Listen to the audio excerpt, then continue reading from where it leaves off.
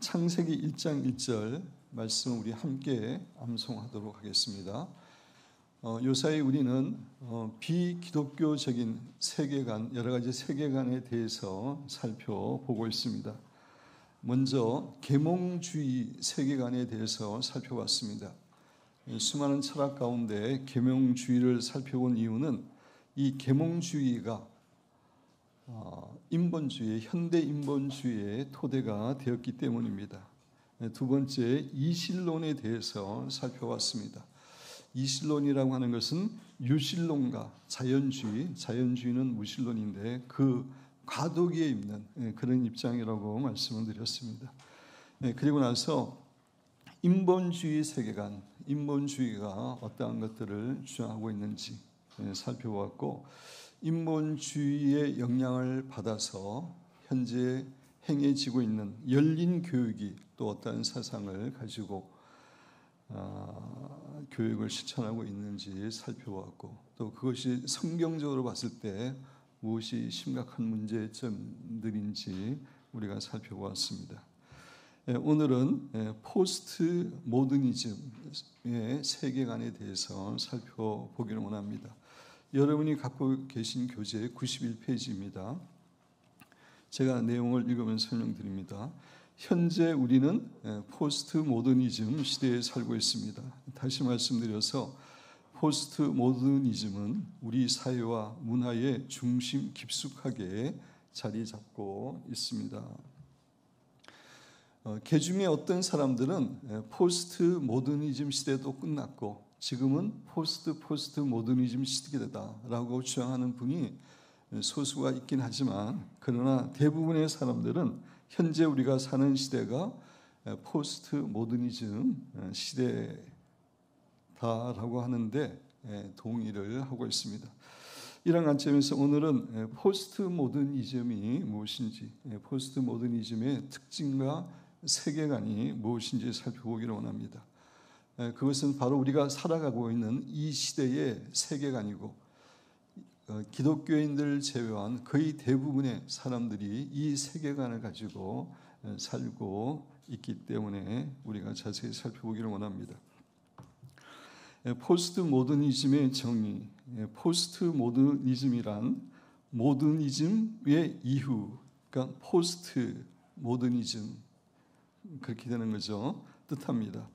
우리가 잘 알고 있는 것처럼 모더니즘은 근대주의, 이제 18세기부터 20세기 중반까지 제2차 세계대전이 끝난 그때까지 유럽 사회에서 유행했던 그런 주의가 근대주의입니다. 모더니즘입니다.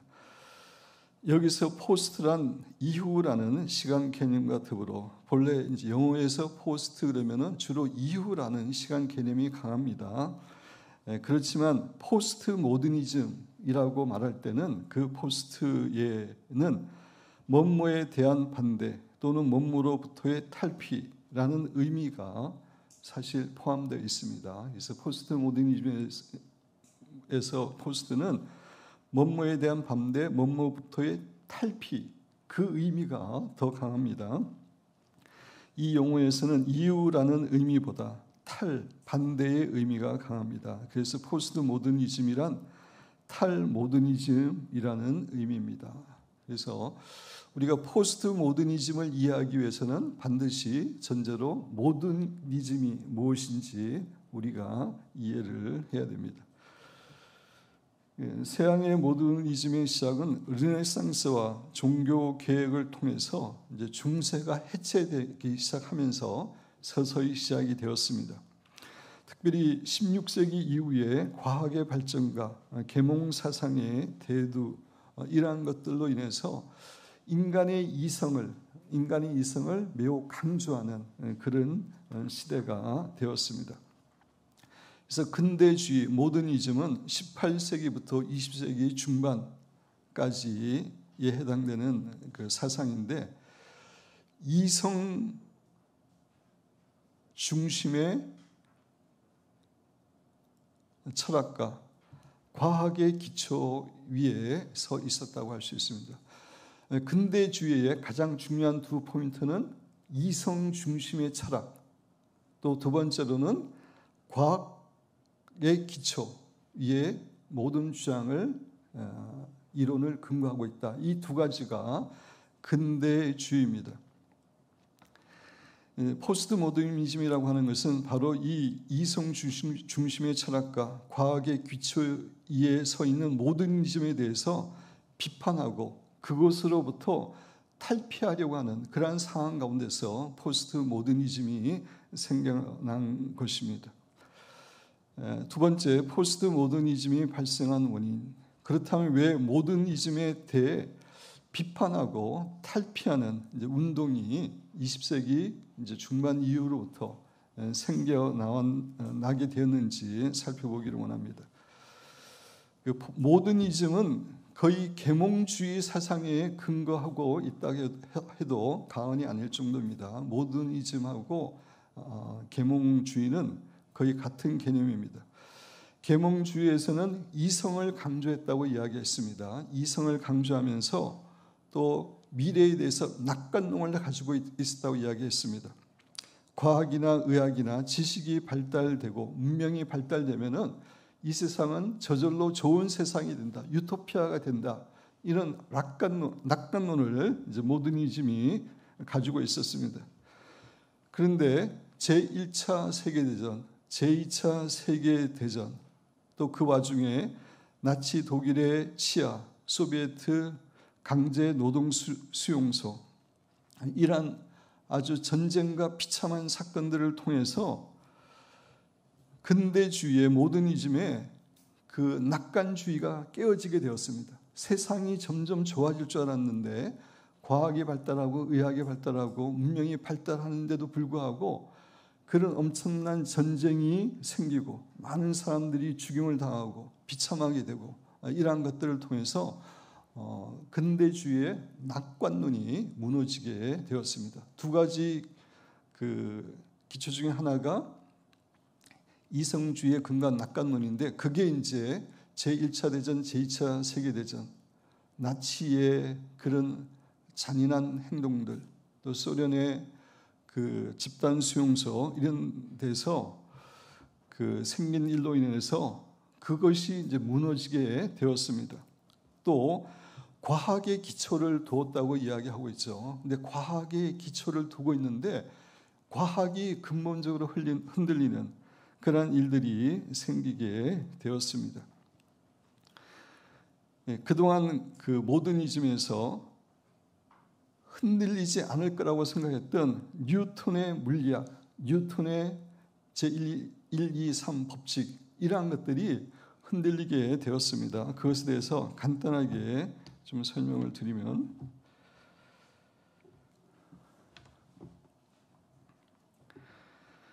근대주의에서 이제 계몽주의에 근거한 근대주의에서는 뉴턴의 법칙을 철저하게 진리로 그렇게 이제 받아들이고 있었습니다. 이것에 근거해서 이제 사회가 더 과학적으로 발전될 거라고 이렇게 생각했는데 뉴턴의 법칙을 우리 다 배우셨겠지만 또 우리 중고등학생들 다 배웠나요? 예, 배웠는데 우리 간단하게 복습을 또 한번 해보겠습니다. 뉴턴의 법칙이 세 개가 있는데 제일 법칙이 관성의 법칙입니다. 관성의 법칙이라고 하는 것은 정지해 있는 물건은 그대로 정지해 있고 움직이고 있는 물건은 어떤 외부의 힘을 받지 않는 한 계속한다. 이게 이제 관성의 법칙이죠. 그래서 갑자기 차가 출발할 때 몸이 뒤로 가는 것은 정지의 관성이고 차가 가다가 딱 쓰면은 앞으로 가는 것은 이제 운동의 관성에 의해서 그렇다. 그게 이제 제일 법칙입니다. 다 아시죠, 그죠? 예, 뭐 전혀 모른다는 그런 표정을 짓지 마시기 바랍니다. 우리 다 배운 겁니다. 두 번째 제2법칙이 가속도의 법칙이죠. 가속도의 법칙은 A가 가속도인데 질량에 반비례하고 힘에 비례한다.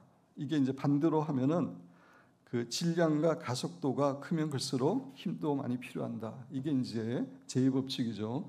제3법칙은 작용과 반작용의 법칙입니다. 내가 어떤 벽을 세게 때리면은 그만큼 내 손이 아프고 노를 뒤로 저으면은 배가 앞으로 가고 이런 이제 그 뉴턴의 법칙과 여러 과학적인 법칙이 영원히 흔들리지 않는 그런 진리라고 생각했는데 이러한 법칙들까지 사실 이렇게 근본부터 흔들리는 그런 발견들이 시작이 된 겁니다. 그게 이제 아인슈타인의 상대성 이론, 하이젠버그의 불확정성의 원리. 저도 잘 모릅니다. 저도 좀 사전을 조금 조사해서 여러분에게 설명을 드리는 것뿐입니다.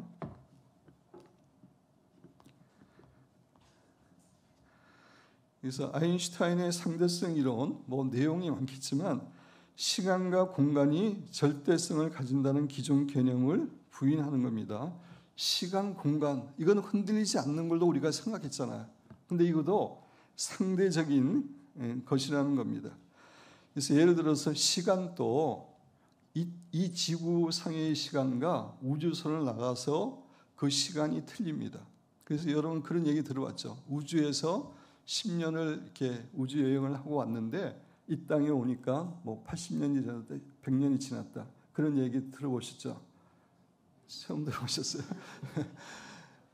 제가 이제 시간에 대해서도 사실 유튜브도 좀 보고 그랬는데 시간이 위치에 따라 우주의 위치에 따라 시간이 이렇게 변합니다. 시간도 변하고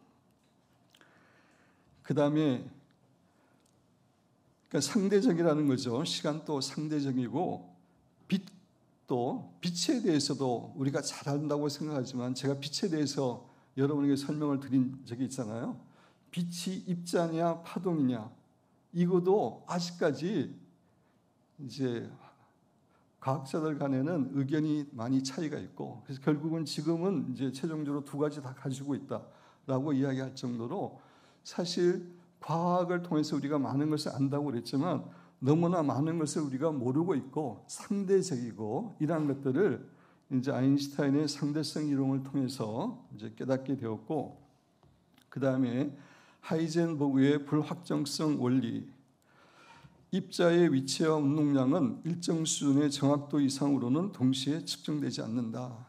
어려운 말이죠, 그죠? 어려운 말인데 위치와 운동량은 동시에 정확하게 측정할 수 없다. 무슨 얘기냐면은 이게 원자입니다. 그림이 원자이고 가운데 핵이 있고 그 다음에 빨간 게 전자인데 전자가 계속 움직이는 겁니다. 그러니까 원자라고 그러면은 딱 고정되어 있는 그런 물질로 보이지만 이 전자가 계속 움직이는 것에 따라 가지고 위치와 운동량을 사실 그 원자라도 정확하게 파악할 수 없는 겁니다. 그래서 이렇게 막 움직이는 걸 가지고 통계적으로 이렇게 이제 위치와 운동량을 파악하게 되는 그런 상황을 하이젠버그의 불확정성의 원리라고 이야기합니다. 이해되세요? 대충?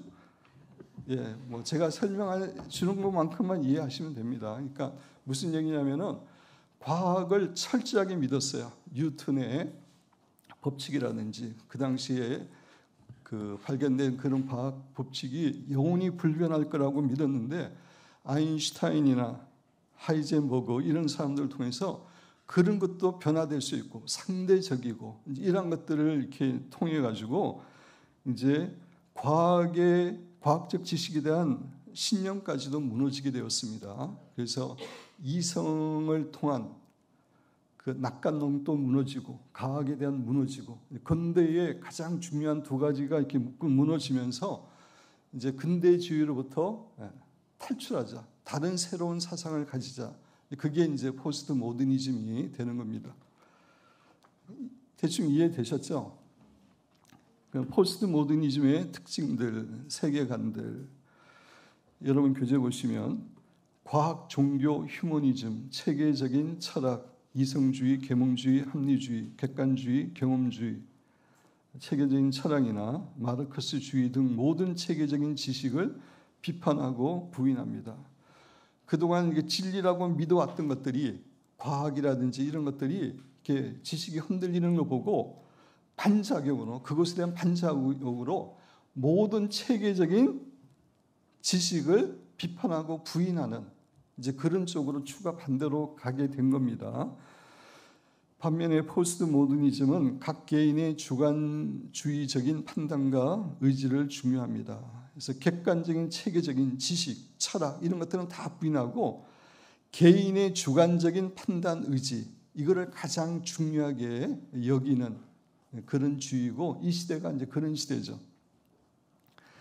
그래서 이들은 개인의 자유를 최대한으로 보장하는 것, 이것을 최대의 선으로 생각하고 있는데, 그것은 제1차 대전, 제2차 대전을 통해서 국가가 얼마나 위험하게 될 수 있는지, 전체주의가 얼마나 위험하게 될 수 있는지 그것을 목격하고 나서 이제 국가와 집단과 이런 것들의 위험성을 다 제거하고 개인의 자유가 중요하다, 개인의 판단이 중요하다, 그렇게 이제 포스트 모더니즘에서는 돌아서게 된 것입니다.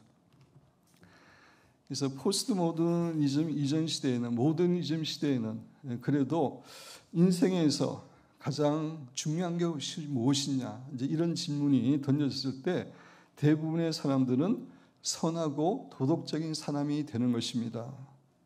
그래서 나에게 주어진 의무를 잘 이행하고 이기적인 사람이 되지 않는 것입니다. 이제 그런 이제 삶의 목적을 갖고 있었고, 이때 사람들은 내 인생 밖에, 내가 도덕적 진리를 자지우지 않은 게 내 인생 밖에 도덕적 진리가 있고 죄와 수치심을 알았고 또 내세라고 하는, 내세가 있다고 하는 그런 개념을 가지고 있는 경우가 많았습니다. 그런데 포스트 모더니즘 세계에서는 인생에서 무엇이 가장 중요한가라는 질문을 듣게 되면 선하게 사는 것이 아니라 자유로워지는 것, 그냥 자유롭게 사는 것이라고 말하게 되었습니다.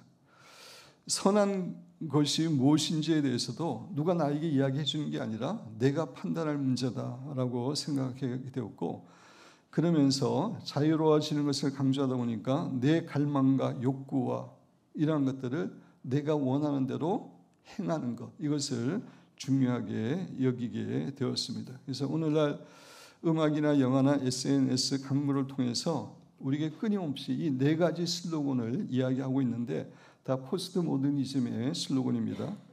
당신 자신에게 진실하라. 당신 자신의 욕구, 원하는 것, 감정, 욕망, 생각 이런 것들에 충실해서 원하는 대로 하라. 두 번째는 행복해져야 된다. 네 행복이 제일 중요하다. 세 번째, 당신이 다른 사람에게 상처 주지 않는 한 원하는 대로 살 수 있어야 한다. 뭐 죄나 이렇게 생각하지 말고 그것이 다른 사람에게 나쁜 영향을 끼치지 않으면 원하는 대로 살아도 된다. 누구도 다른 사람에게 어떻게 살아야 하는지에 대해 말할 권리가 없다. 이런 것들이 포스트 모더니즘의 오늘날 그 시대의 사상입니다. 개인의 자유를 강조하다 보니까 이러한 것들로 연결되어지는 것입니다. 두 번째, 포스트 모더니즘은 각 개인의 주관주의적인 판단과 의지를 중요하게 여기기 때문에 그게 제일 중요한 겁니다. 필연적으로 모든 입장과 주장을 다 인정하고 포용하는 사상입니다. 나도 옳고 너도 옳고 또 다른 사람도 옳고 그러다 보니까 다 포용할 수밖에 없습니다. 그 논리에 의하면은. 다시 말씀드려서 상대주의가 특징입니다. 그래서 이들은 진리란 명확하게 정의 내리거나 지정할 수 없는 것이고 항상 변하는 성격을 지니고 있는 것이기에 모더니즘에서 진리라고 생각하는 것이 이제 포스트 모더니즘 시대에 와서 그게 진리가 아님을 과학이나 이런 것들이 이제 발견하게 되면서 진리는 변하는 성격을 가지고 있다라고 생각하는 겁니다. 그래서 어떤 주장, 사상, 지식도 고정된 것은 아니고 다 상대적인 것으로 봅니다. 절대 진리가 없는 거예요. 우리는 성경 말씀을 절대 진리로 믿고 따르는데 그런 절대 진리라는 게 인정을 안 하는 겁니다. 다 상대적으로 보는 겁니다. 따라서 어떤 주장도 다른 주장보다 우월한 위치에 있어서는 안 된다고 생각하고 절대성을 표방하는 것을 모두 배격합니다. 그것이 종교이든 철학이든 절대성, 뭐 이렇게 체계적인 가치 이런 것들을 배격합니다. 이들은 그동안에 인정받아왔던 불변의 가치, 무소불위의 권력에 대항하고 갱신하는 것이 바로 진리의 역할이라고 생각합니다. 하게 되는 것입니다. 그래서 포스트 모더니스트의 특징적인 표현법, 그것은 내 생각이고 너에겐 진리일지 모르나 나에게는 아니다. 상대주의입니다. 그죠? 너는 진리라고 믿어. 뭐 괜찮아. 좋아. 그렇지만 나에게는 아니야. 나는 나에게 진리가 따로 있어. 이렇게 이제 상대주의입니다. 데이비드 A. 노벨, 사람이 각기 자기 소견에 옳은 대로 행하였더라. 이게 이제 사사기의 특징이죠.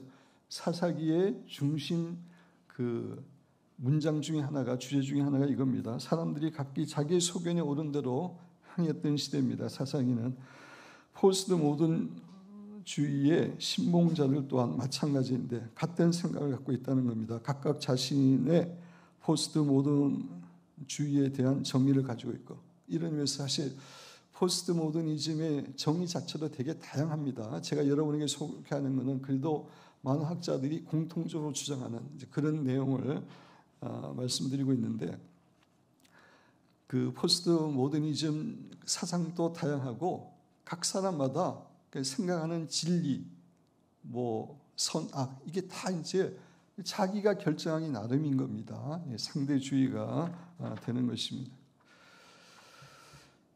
그래서 그 다음에 보면 인간은 자신들만의 규를 만들어도 되고 실제로도 만든다.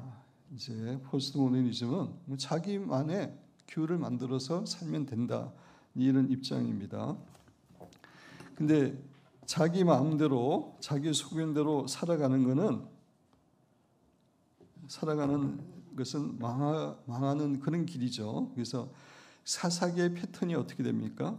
자기의 소견대로, 자기가 원하는 대로, 이게 이제 그 사사기의 중요한 주제라고 그랬죠. 자기가 원하는 대로 하게 되면은 결국 죄를 범하게 돼 있습니다. 그죠? 하나님 앞에 죄를 범하게 되죠. 그러면은 하나님의 심판이 임하는데, 하나님의 심판은 주로 이웃 나라를 통해서 이스라엘을 이제 정복하는 그런 심판을 합니다. 그 어려운 상황에서 간절히 회개를 하고 하나님의 은혜를 구하면은 하나님께서 돌이켜셔서 그들을 회복시켜 줍니다. 근데 얼마 안 있어서 또 자기의 소견대로 살고 죄를 짓고 있다가 이게 이제 계속해서 반복되는 게 사사기의 패턴인데, 오늘날 포스트 모더니즘은 자기의 소견대로 원하는 대로 산다는 것입니다. 그러면은 기다리는 것은 결국 하나님의 심판입니다. 하나님의 그런 심판이 임하게 되는 겁니다. 세 번째, 결국 포스트 모더니즘의 문화적 시각은 다원주의를 지향합니다. 모든 것이 상대적이라고 생각하기 때문에 다양성과 차이를 중시하게 되죠. 다원주의를 이제 추구하게 되는 것입니다.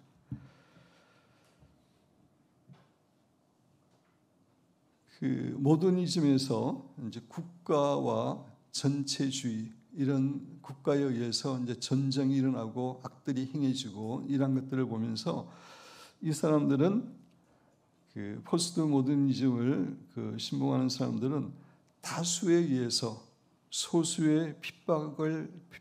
다수의 소수가 핍박을 받는 것, 이것이 가장 큰 문제라고 봅니다. 그래서 개인의 자유를 구속하는 것이라면 아무리 옳은 제도나 법률이라도 나쁜 것이다, 이제 그런 입장을 가집니다.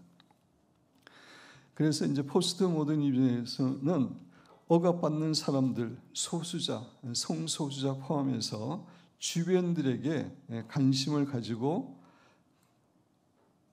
그들 존재의 중요성과 가치를 이제 부각시키려고 하는 그런 생각이 있는 겁니다. 그래서 오늘날 이제 뭐 동성애자, 뭐 성소수자, 이런 것들에 대해서 인권을 이야기하는 게 이런 맥락에서 나온 겁니다. 다 개인의 자유고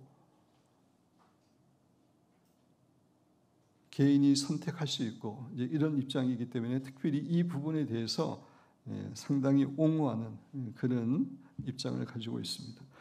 여러분, 교재 포스트 모더니스트의 행동 양식, 모든 전통적 기준을 뒤집으려는 시도, 과거의 모더니즘 시대의 기존 철학, 가치관, 뭐 이런 것들을 다 뒤집습니다.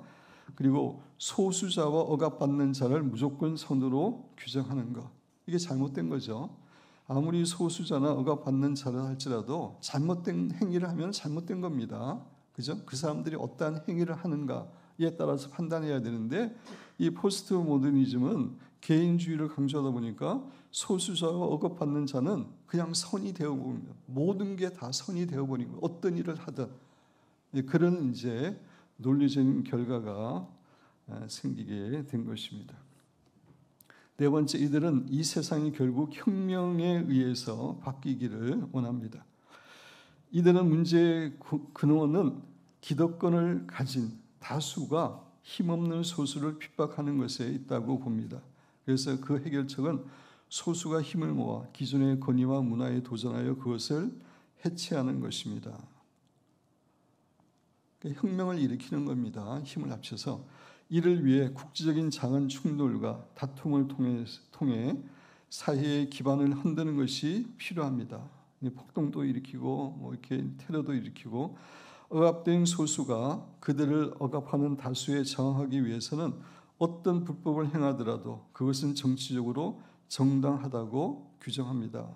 Politically correct, PC라는 말 요새 많이 쓰고 있잖아요, 그죠? 그래서 소수자들이 행하는 것은 다 옳다 이런 주장입니다. 이 Political correct라는 것이 그렇기 때문에 불법 파업, 불법 증거, 불법 파괴 행위 이후에도 자신들의 정당성을 주장할 수 있는 것입니다.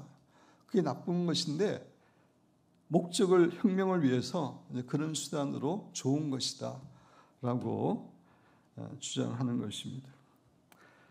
그래서 지난번에 장덕시 집사가 와가지고 이렇게 이야기 들었는데 미국에 지금 큰 그 마켓들이 운영이 되지 않아서 많이 문을 닫고 있다고 합니다. 그 이유가 뭐냐면은 제가 정확하게 800불인지 600불인지 제가 기억이 안 나는데 제가 미국에 있었다고 해도 당연히 물건을 갖고 나면은 1원이든 뭐 1달러든 10달러든 다 잡히잖아요. 근데 지금은 800달러인가 600달러 미만은 갖고 나가도 아무도 잡을 수 없대요. 법적으로. 그래서 흑인들이나 가난한 사람들이 들고 나간다는 거예요. 그래서 타겟이라고 큰 이제 제가 있을 때도 있었던 큰 마켓인데 그런 데가 운영이 안 되는. 그냥 가난하고 소수된 사람이 그런 행동을 하면은 그냥 옳은 거라고 그렇게 이제 법이 돼가지고 말이 안 되죠, 그죠? 예, 뭐 10원만 훔쳐도 훔치는 건데 그게 800불인가 600불이 어디서 나왔는지 모르겠는데 그래서 지금 뭐 엄청나게 들고 나간대요. 그냥 딱 이렇게 뻔뻔하게 어깨 피고 그런 상황이라고 합니다. 그게 이제 PC하고 연관된다는 거예요, 그죠? 소수자들, 가난한 자들이 하는 거는 다 선이다. 황당한 세상이 되어가고 있는 것입니다. 즉 이들의 해결책은 소수를 억압하는 다수의 근본을 뒤흔들어 끊임없이 세상을 바꾸려고 시도하는 것입니다.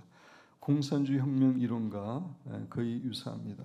그래서 결국 포스트 모더니즘은 세상을 바꾸는 겁니다. 자기들이 원하는. 이거는 제가 조금 있다가 시간이 되면 공산주의 혁명 이론, 또 우리 기독교에서도 세상을 바꾸자고 하는 운동을 일으키고 있는데 거기에 대해서도 조금 더 말씀을 드리려고 합니다. 그래서 모든 체계적인 지식, 비판하고 부인하고 개인의 주관적인 판단과 의지를 중요시하는 것, 그 다음에 모든 것을 상대주의로 보는 것, 그 다음에 다원주의를 지향하는 것, 이 세상을 혁명을 시키는 것, 이것이 이제 포스트 모더니즘의 이제 가장 중요한 그런 사상입니다. 그리스도인 입장에서 본 포스트 모더니즘의 문제점, 하나님의 절대 진리인 성경 말씀을 상대적인 진리로 보게 합니다. 그래서 포스트 모더니즘은 어떤 특정 종교들, 어떤 철학들에서 내세우는 절대적인 교리 체계나 우월적인 주장을 다 부인하는 것입니다. 그래서 모든 것을 다 상대적으로 봅니다. 그런 관점에서 기독교의 진리들, 기독교의 성경들 이런 것들을 다 상대적인 것으로 그냥 이렇게 전락시키고 많은 그런 결과를 가져오게 됩니다. 디모데후서 3장 16절 17절 같이 읽겠습니다.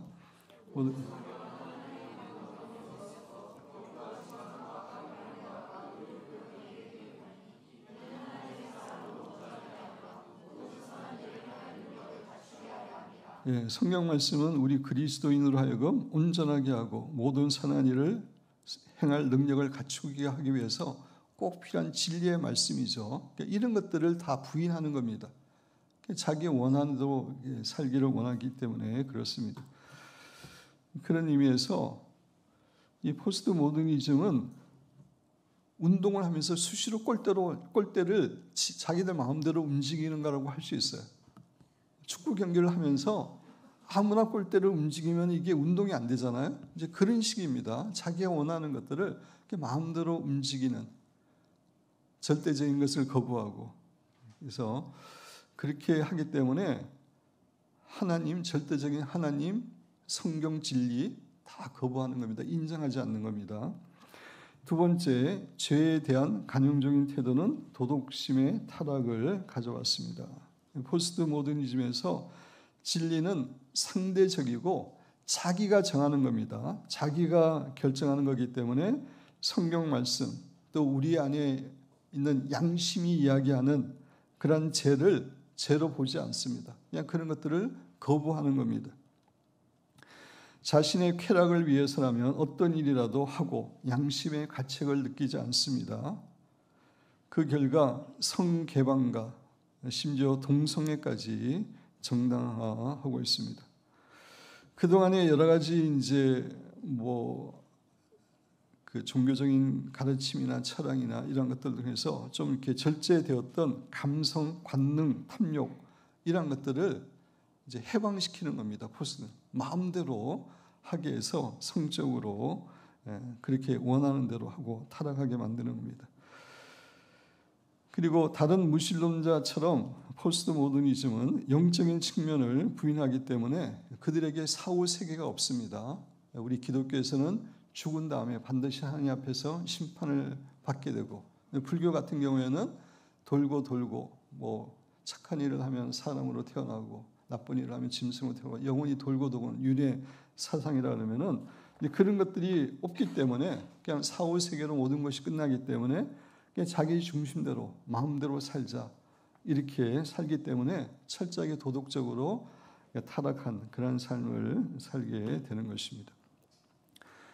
세 번째, 인생이 나아갈 방향을 상실하게 합니다. 절대 진리나 규범이 없기 때문에 사람들을 나아가야 할 분명한 목표가 없는 겁니다. 사람마다 자기가 원하는 대로 가면 되는 거기 때문에. 그래서 어떤 진리, 규범 이런 것보다는 나의 느낌, 심리적 행복감, 이게 진리보다 더 중요하게 여기는 겁니다. 내 느낌이 남자인데, 생물학적으로 남자인데 내 느낌이 여자다. 그럼 여자인 겁니다. 그죠? 이런 포스트미즘은 그 느낌이 중요한 겁니다. 그래서 포스트 모더니즘은 규범과 토대를 무너지게 하고 결국 무질서와 허무주의로 이렇게 들어가게 합니다. 그래서 포스트 모더니즘은 결국 다 허무주의로 가게 되어 있습니다. 그래서 마약을 하고 여러 가지 중독이 되고 그렇게 이제 타락하는 게 인생이 허무하게 되기 때문입니다.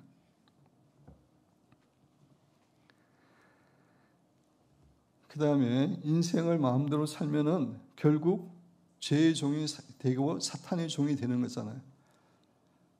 사탄이 아담과 하와를 유혹해서 선악과를 따먹으면은 네가 하나님같이 되고 선악을 알게 될 것이다 라고 이야기했는데, 네 마음대로 살면은 네가 하나님처럼 살 수 있다고 유혹했는데 결국 그렇게 선택한 결과 죄의 종이 되었고 사탄의 종이 되었습니다. 포스트 모더니즘은 결국 우리 인간들을 그렇게 죄의 종이 되고 사탄의 종이 되도록 하는 그런 악한 철학인 것입니다. 주의인 것입니다.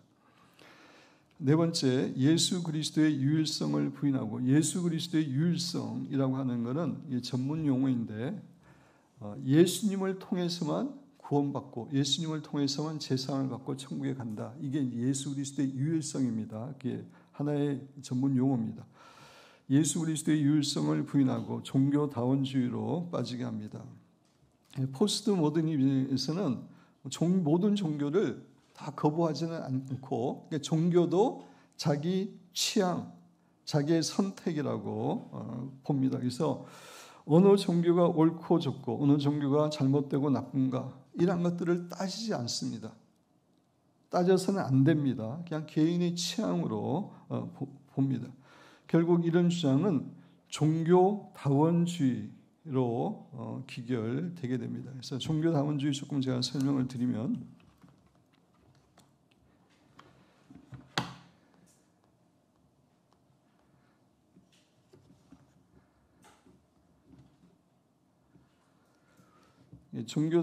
이걸 산이라고 생각해 보죠.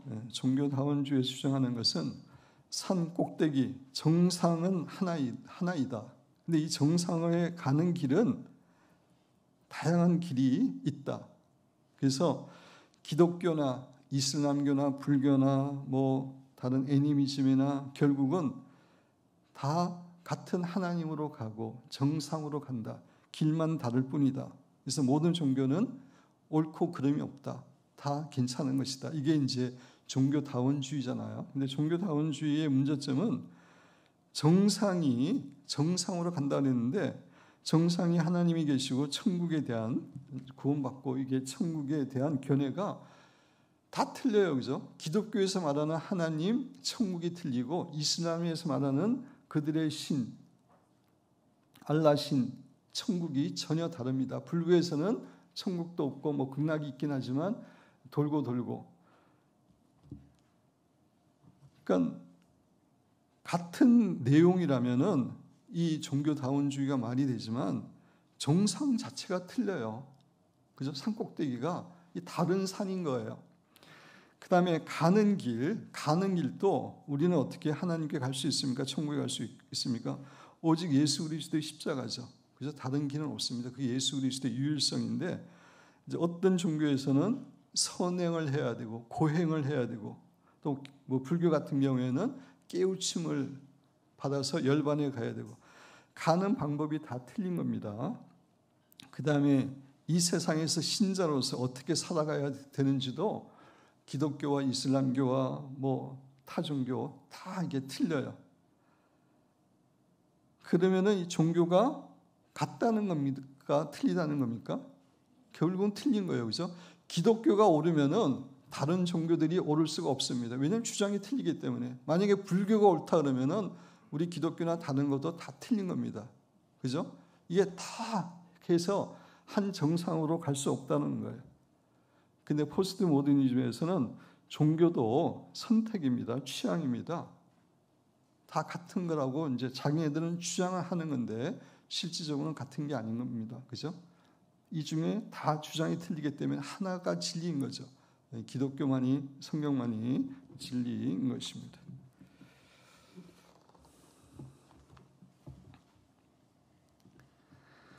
그래서 예수 그리스도의 유일성을 말해주는 성경 구절이 요한복음 14장 6절과 사도행전 4장 12절이죠.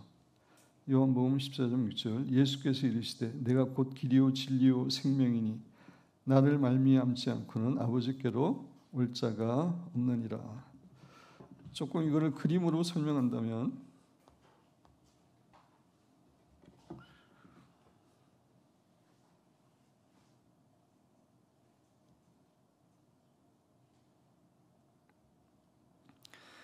하나님은 거룩하신 하나님이고 우리 인간은 죄를 가지고 있잖아요. 그죠? 그래서 하나님과 우리 사이에는 이 간격이 있습니다. 이게 떨어져 분리되어 있습니다. 이 간격은 인간의 선행이나 뭐 노력이나 뭐 애씀이나 뭐 이런 걸로 철학이나 도저히 갈 수 없는 그런 이렇게 넓은 간격입니다.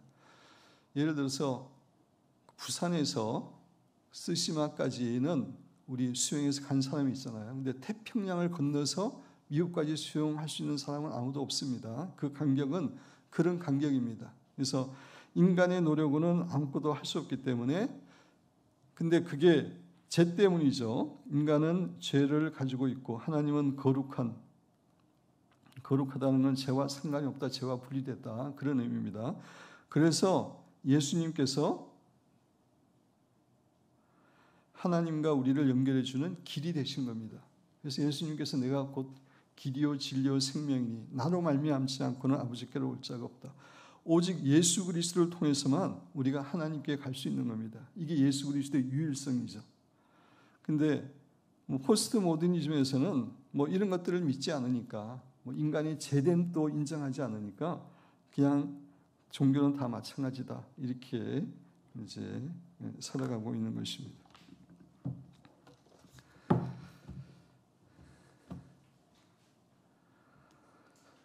그래서 포스트 모더니즘, 오늘날 시대가 포스트 모더니즘이고 많은 사람들이 이 사상을 가지고 살아가는데, 도덕도 없어도 되고 룰도 없어도 되고 그냥 자기가 원하는 대로, 자기의 감정이 내키는 대로, 자기가 자기 욕망이 원하는 대로 그렇게 인생을 살아가는 것이 자유고 행복이다라고 주장하는 그런 참으로 비성경적이고 잘못된 그런 주장을 하는 시대입니다. 사실 오늘날 우리 주위에 하나님을 모르는 많은 사람들은 그냥 이런 사상을 가지고, 세상이 그러니까 이제 TV나 SNS나 다 이런 드라마나 영화 이런 데서 이런 것들을 조장하고 있기 때문에 그런 사상을 가지고 결국 살고 있는 겁니다. 근데 이런 세상은 사도 바울이 이미 예언한 그런 시대의 상황입니다. 여러분 교재에 없는데 디모데후서 3장 1절에서 5절 한번 찾아보시기 바랍니다. 디모데후서 3장 1절에서 5절.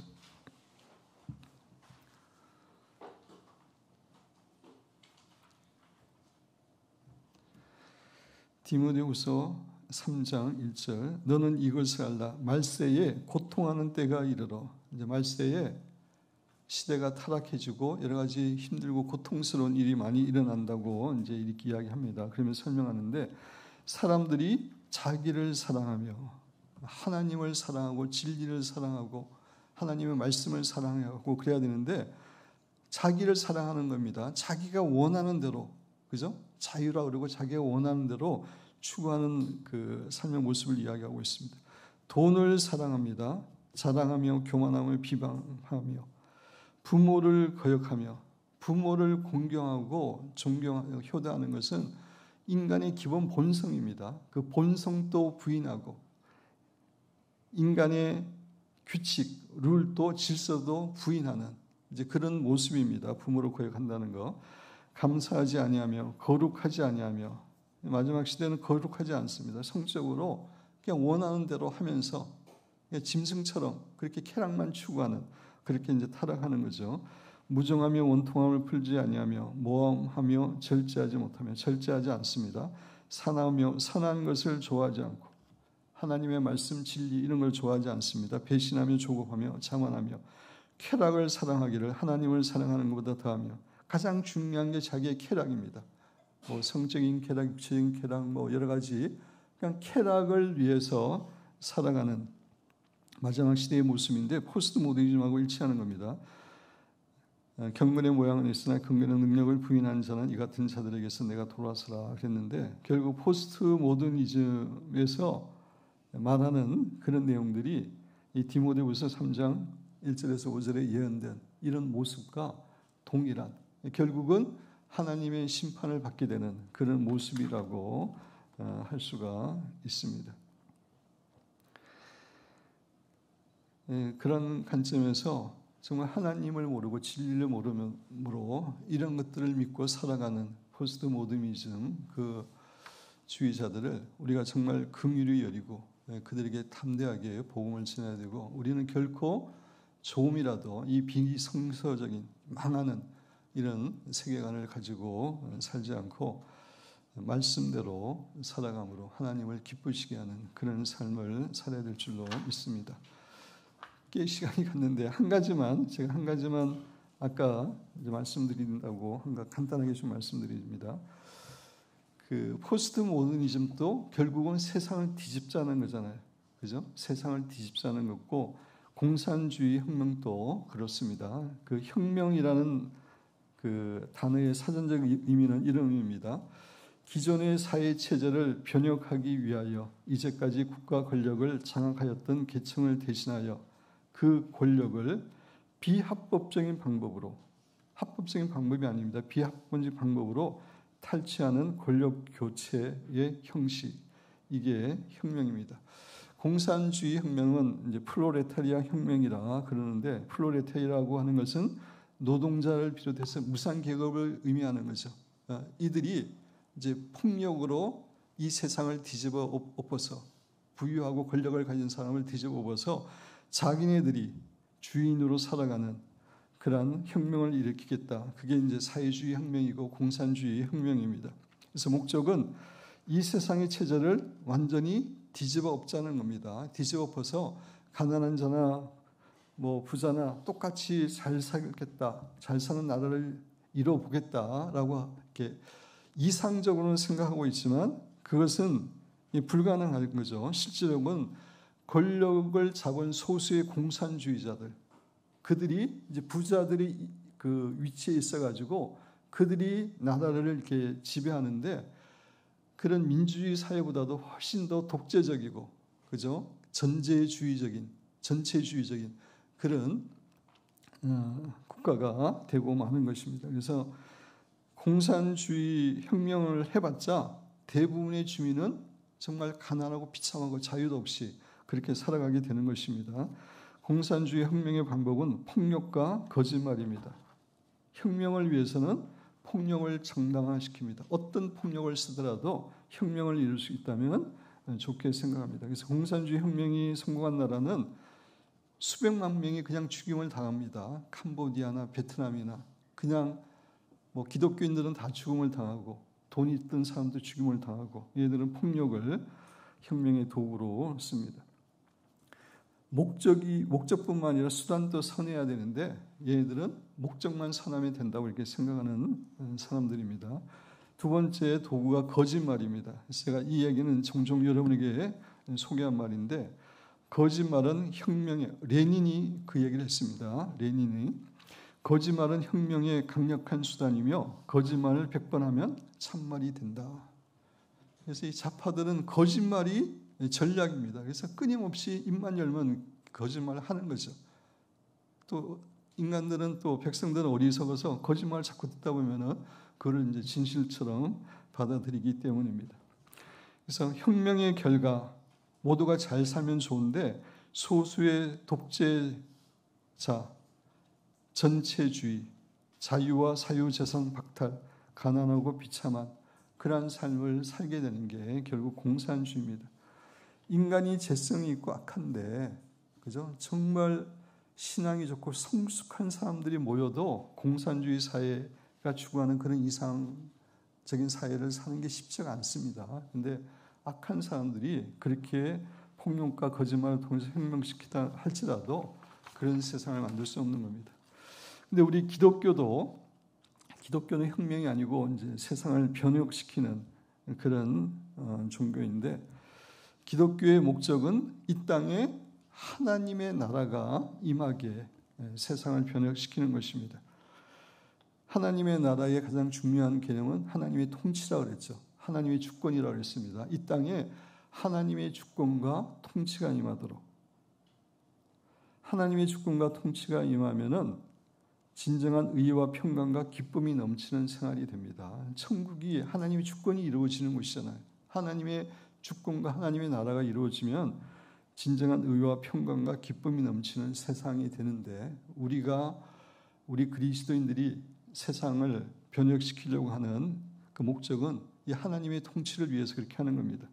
방법은 하나님의 말씀 진리죠. 사랑과 성림과 희생을 통해서 예수님이 하셨던 그 방법대로 우리는 이 세상을 변혁시키는 그런 사람들입니다. 그래서 그것을 통해서 먼저 사람들의 마음이 변화되고 나라의 정치적인 그런 제도들도 변화시키는 것. 그래서 하나님의 나라가 이 세상에 임하면은 어떤 곳이든 의와 평강과 기쁨이 넘치는 그런 곳이 되는 겁니다. 그래서 좀 더 구체적으로 말씀드리면은, 하나님의 나라가 이 땅에 임하면은 사회 구조 속에 있는 악한 제도가 철폐되고 정의가 강같이 흐르게 되고, 부는 공평하게 최대한으로 분배되고, 사람들은 경제적으로 자유롭게 되고, 서로 사랑하고 존중하는 사회가 되고, 부를 가지고 하나님의 나라를 확장시키는 데 사용하고, 그래서 우리 기독교인들은 이런 사회 변혁의 목표를 가지고 추구하지만 공산주의자나 포스트 모더니즘은 전혀 다른 잘못된 방법으로 잘못된 목표로 세상을 뒤집어 엎으려고 하는 그런 목적을 갖고 있다는 것을 우리는 기억해야 됩니다. 그래서 우리가 살아가고 있는 이 시대가 포스트 모더니즘이 팽배한 그런 시대에서 결코 우리는 조금이라도 그런 악한 사상들을 세계관을 받아들여서는 안 되고, 우리는 기독교 세계관의 가치를 가지고 이 세상을 이기고 도리어 그들에게 복음을 전하는 그런 사람으로 살아가야 될 줄로 믿습니다. 여러분에게 오늘 나눠드린 교제 가운데 팀 켈러 목사님 얼마 전에 이제 돌아가셨는데 미국에서 큰 영향을 끼치는 그런 목사님이었죠. 그분이 포스트 모더니즘의 시대에서 어떻게 우리가 전도할 수 있는지에 대해서 이렇게 한국에 오셔서 강의하신 내용인데, 간단하게 살펴보겠습니다. 믿지 않는 사람 1번, 믿지 않는 사람들과 공유할 수 있는 언어를 써야 된다. 기독교인만의 우리 전문적인 용어 있잖아요. 그걸로 전도해서는 안 된다는 그런 얘기죠. 쉬운 말로 바꿔서 이거는 일반적으로 우리가 전도할 때 다 이야기하는 겁니다. 두 번째, 성경과 더불어 안 믿는 이들이 존경하는 인물을 인용해라. 우리는 성경을 믿지만 포스트 모더니즘 사람들은 성경 자체를 중요하게 여기지 않기 때문에 그런 사람들이 중요하게 여기는 그런 인물들, 그 사람들의 이제 올바른 얘기도 인용해서 같이 이제 전하라, 그런 의미고, 그들이 의심하는 것이 무엇인지 이해하고 있음을 보여주라. 그들의 의심에 대해서 그냥 책망하고 무시하고 구중하고 이런 게 아니라 그 입장에서 충분히 이해하고, 포스트 모더니즘이 뭘 추구하고 있는지 이해하고 가운데 복음을 전해야 된다고 하는 것이고, 그들이 믿고 있는 것에 근거해 그들이 잘못 믿고 있다고 말해줘야 된다. 그들이 뭘 믿고 있는지 정확히 알고 거기서 올바른 진리를 이야기해 줘야 되고, 믿지 않는 이들의 갈망에 맞춰 복음이 제공할 수 있는 것을 제시하라. 그래서 예수님을 믿게 되면 진정한 제사함과 자유와 평강과 기쁨과 축복된 삶이 있음을 구체적으로 알려주면서 전해야 된다는 겁니다. 여섯 번째, 이렇게 해야 한다고 어필하는 것으로는 부족하다. 사람의 마음속으로 들어가라. 요새 포스트 모더니즘 사람들은 이런 것들을 충고받는 것을 제일 싫어하기 때문에 이렇게 말로 하지 말고 결국 사랑으로, 행동으로 잘 복음을 전해야 된다, 그런 의미고, 일곱 번째, 도덕적이고 종교적인 사람이 되는 것과 기독교인이 되는 것의 차이가 무엇인지 분명히 제시하라. 도덕적이고 종교적인 사람들은 행위를 통해서 구원함을 받으려고 그러죠. 선한 행위를 통해서 천국 가려고 그러고, 이제 그게 아니다. 우리는 예수 그리스도의 보혈을 통해서 구원함을 받았기 때문에 하나님의 사랑받는 자녀로서 삶을 살아야 된다. 이게 이제 순서가 틀린 거죠. 그거를 분명히 가르쳐 주라라고 하는 그런 이야기입니다.